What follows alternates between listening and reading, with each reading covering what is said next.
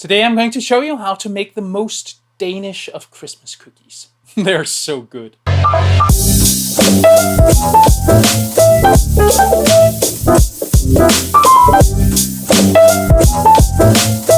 Hi, I'm Sune and I'm a food geek. Today I'm going to show you how to make the most popular Christmas cookies that we eat here in Denmark. There's Brunkager, which means brown cakes, made with various warm spices, almonds and candied citrus peel. Then there's Vaniljekranse, which means vanilla wreaths. These wreath-shaped cakes are with almond flour and wonderful bourbon vanilla. And then the last one is called Klejner. I actually have no translation for that, but it's possibly a word borrowed from German where klein means small. It's these small cakes that's cut into rhombus shapes, kind of a skewed rectangle, and a hole's cut into the middle and twisted through the hole. Then instead of baking it, it gets cooked in oil. They're really good. If you're new to this channel, I bake a lot of sourdough bread and I make delicious food from all over the world. My goal is to show you how to get the most out of every ingredient, and I want to teach you how to do that in simple and understandable steps. So join me by subscribing and ringing the bell so you won't miss any future videos. For all three cookies, you should use cake flour. You don't really want any gluten development, so it's better to use a flour that's naturally low on gluten. For the butter, use a real high quality butter from grass-fed cows. It'll add so much to the taste. So there's a couple of ingredients that are a bit specialized. In Brunkager, we use a leavener called potash. The chemical name is potassium bicarbonate. You can substitute with baking soda, but it may not become as crisp though. The Klejner uses a leavener called ammonium bicarbonate, which cannot be substituted. The vanilla wreaths don't use any leavener, so that's super easy. I've left links in the description for both of those two leaveners on Amazon if you want to bake these cookies. If you'd like to support the channel, please consider becoming a Patreon. You can also buy some merch or use the links in the description for tools and ingredients. Thank you. Those were the words. These are the recipe.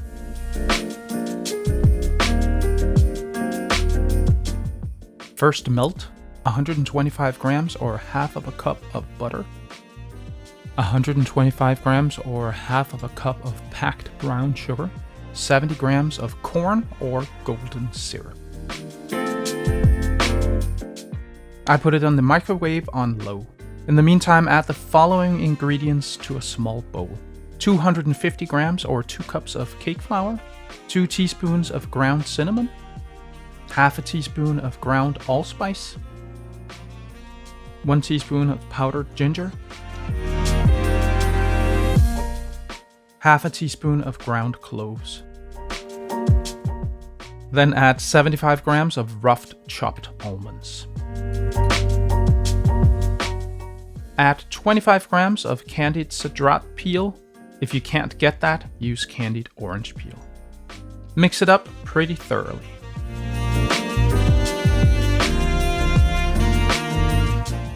Then mix 1 teaspoon of potassium bicarbonate with 1 tablespoon of water.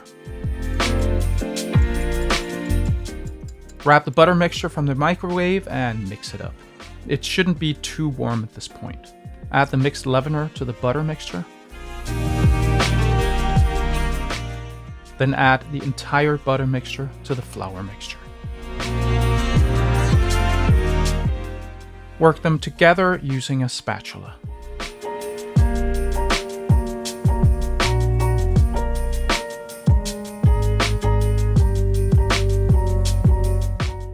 When it starts to become too dry, dump it out on the kitchen counter and knead it until you have a smooth and somewhat sticky dough.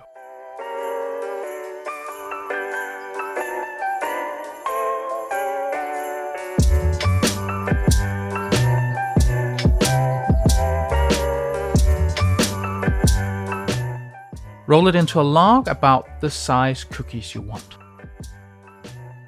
Then add it to a piece of parchment paper and roll to cover it.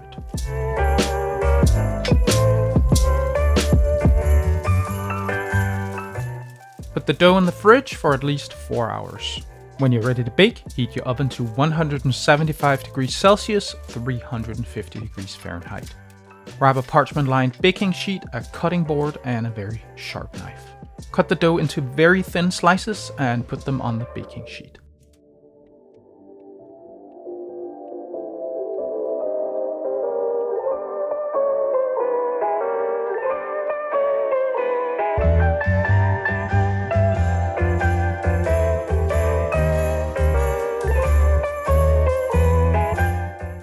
When the oven is hot, add the sheet and bake for about 6 minutes. The cookies shouldn't brown, but that can be a bit hard to tell.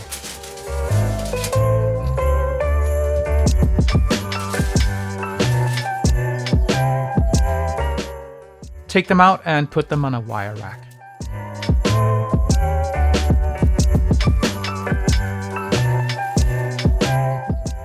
Continue with the rest of the dough until you've baked all of the cookies.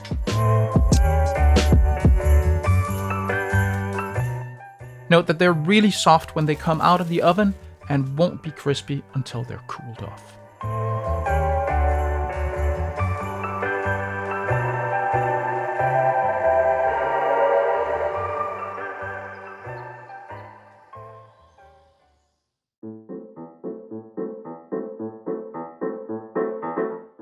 First, zest a lemon.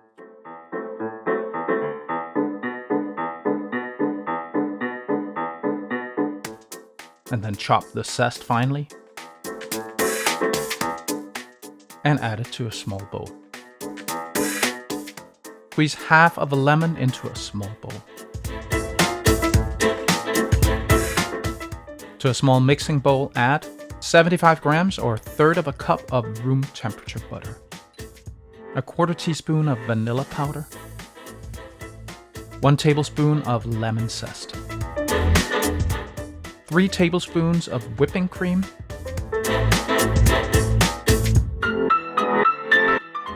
90 grams or a 1/2 cup of sugar. Whip it up.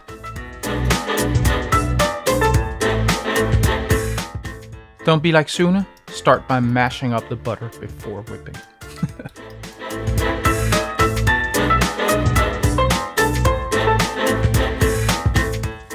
After it's pretty well whipped together, add 1 egg and mix it in.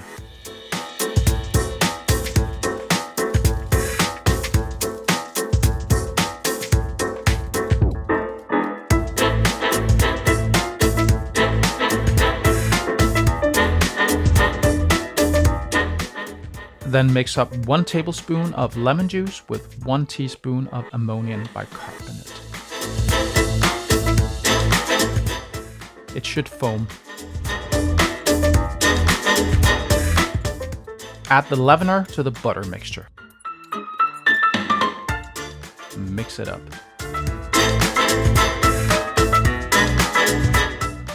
Then grab a small bowl with 275 grams or 2 cups of cake flour. Add a 1/4 teaspoon of ground cinnamon. Add a 1/4 teaspoon of table salt. Mix it up. Then add the flour mixture to the butter mixture. Mix with a spatula until it comes together.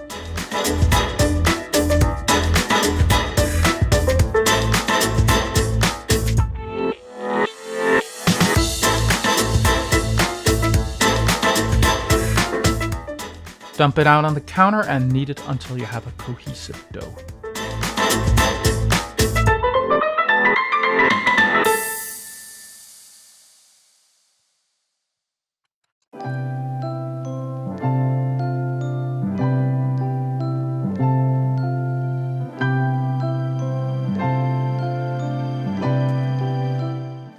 Put it in a Ziploc bag and let it rest in the fridge for about an hour. After it's rested, grab the dough from the fridge and roll it out into a rectangle. It should be pretty thin, about 2 millimeters, a bit less than 1/8 of an inch.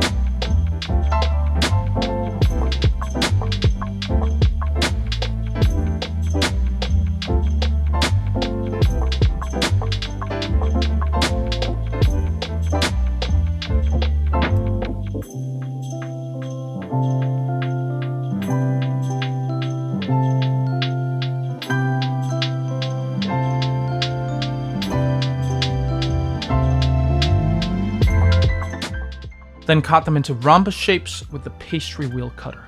About 3 centimeters by 8 centimeters, about 1 inch by 3 inches.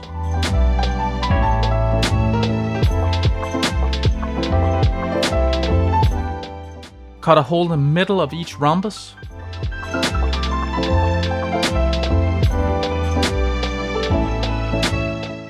Pick one up, stretch the hole a little, and then pull one end through the hole and tug it so that it becomes a little knot. Put them all on a parchment-lined baking sheet.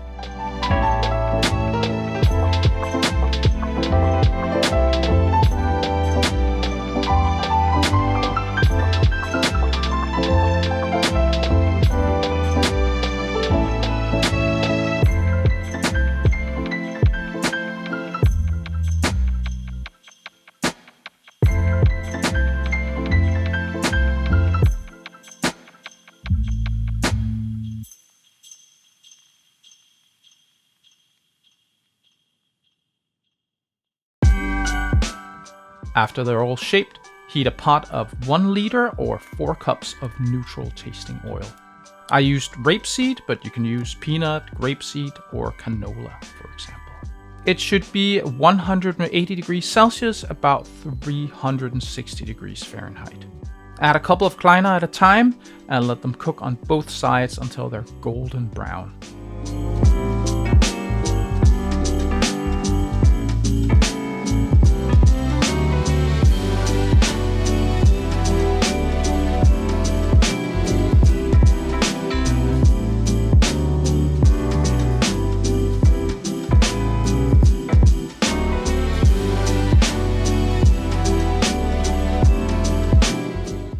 I can fit 6 Klejner at a time in my pot and stagger the timing so that I have some that are halfway done when I add the next batch.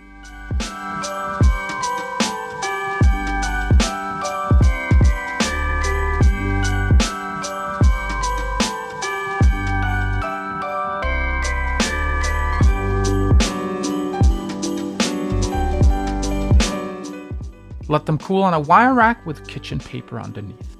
They're great when they're still warm, but good for a few days after they're made.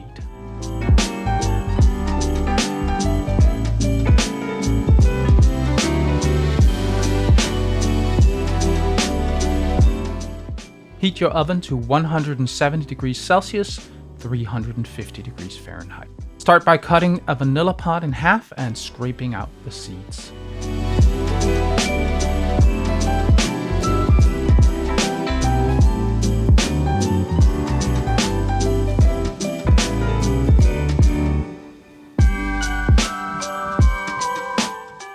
Add some sugar and mash it into the seeds to separate them.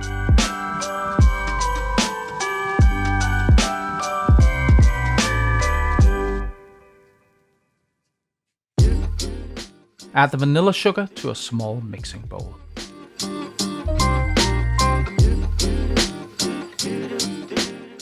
Then add 80 grams or half of a cup of sugar. Add 75 grams or 4/5 of a cup of almond flour. Mix it up. Then add 100 grams or half of a cup of butter. Mash it into the mixture with a spatula.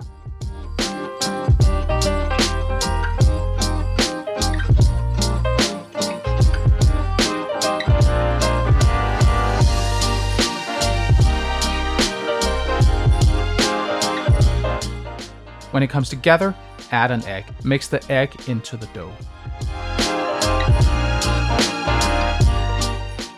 When it's mixed in, add 100 grams or 4/5 of a cup of cake flour. Mix until the flour has been dispersed.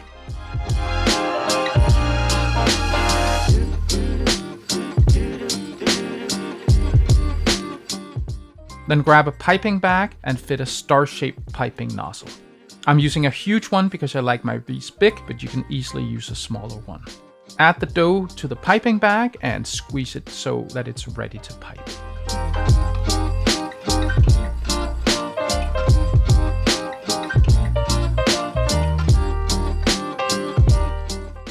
Then pipe wreaths out onto a parchment-lined baking sheet.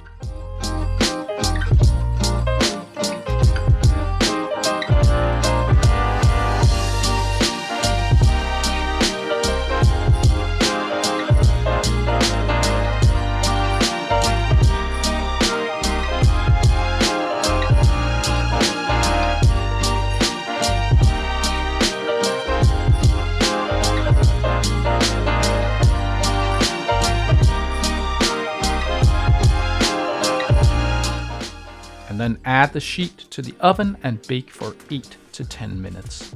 The wreath should be just golden brown on the edge.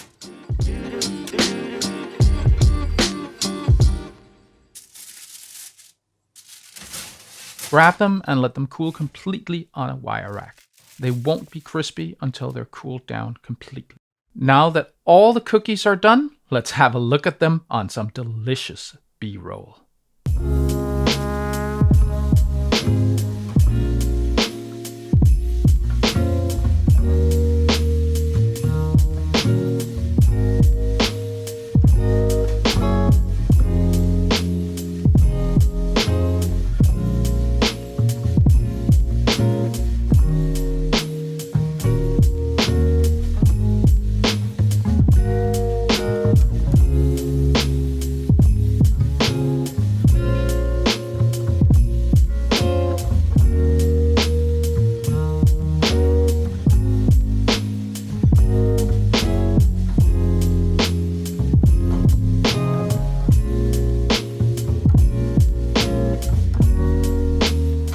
Those cookies are all super Christmassy for me and all wonderful to eat.